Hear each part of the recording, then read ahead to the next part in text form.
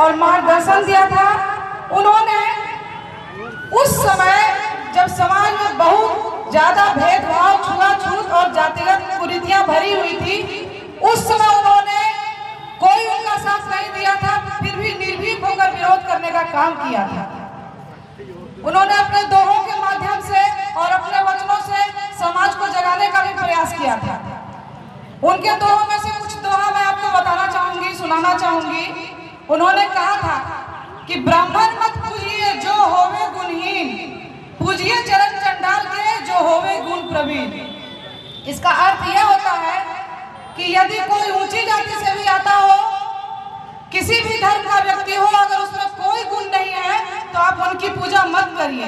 लेकिन अगर एक साधारण सा मानव है जिसमें गुण है, जिनके कर्मों की पूजा होनी चाहिए, तो आप उनको पूजिए, क्योंकि सभी व्यक्ति समाज में एक समान है। रविदास जी फिर कहते हैं, जन्म जात मत पूछिए का जात अरुपार, रैदास पूत सब प्रभु के कोई नहीं जात। उनका कहना था, इस दोहे के माध्यम से वो बताना चाहते हैं कि संत रविदास जी बताते हैं कि मानवता को एक सूत्र में बांध देते हैं उन सबको, कि सारे मानव एक बराबर हैं। वे कहते हैं ईश्वर की दृष्टि में सभी समान है, कोई ऊंच और नीच नहीं है।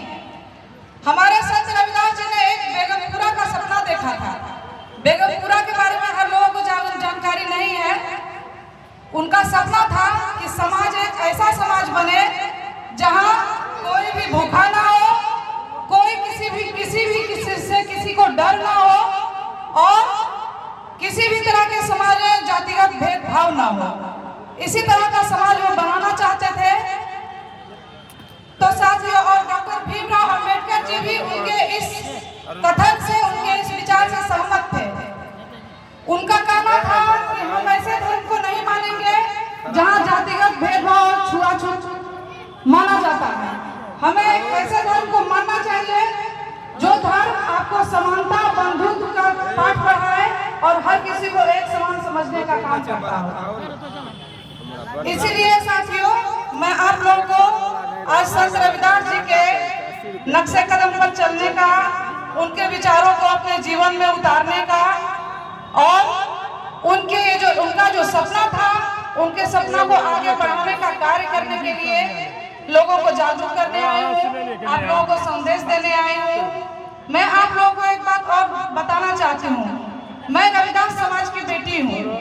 आज बाबा साहेब जो नारा दिए थे, शिक्षित बनो, संगठित रहो, संघर्ष करो, आज उन्हीं की देन है जो एक रविदास समाज की बेटी आप लोगों के बीच इस मंच पर आके आपका नेतृत्व और पूरे प्रदेश का नेतृत्व करती है।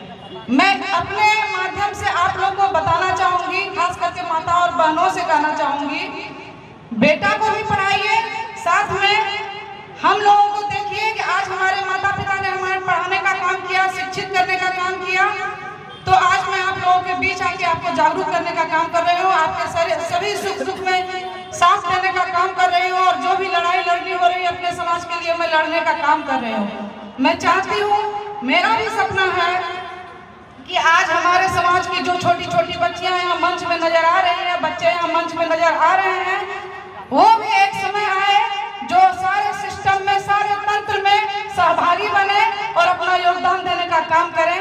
इसलिए आप लोग से विनम्र प्रार्थना है कि अपने बच्चों को शिक्षित बनाएं, उन लोगों को पढ़ाने लिखाने का काम करें, ना कि धर्म के जंजाल में फंसा के उनको मूर्ख बना के रखें, ताकि वो आगे चल के भी लोगों की गुलामी ही करने का काम करें।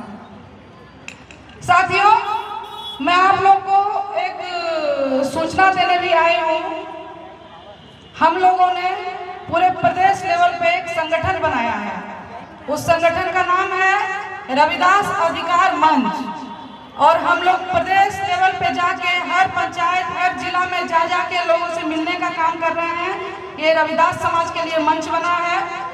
इस मंच के तहत कोई भी कहीं भी किसी तरह की घटना होती है, किसी को प्रताड़ित किया जाता है, कहीं भी किसी तरह का कोई परेशानी होती है, तो इस संगठन के माध्यम से जाके उनके लिए लड़ाई लड़ना, उनके लिए आंदोलन करना, धरना प्रदर्शन करना, जो भी जैसे भी बन सके उनको न्याय दिलाने का काम किया जाता है।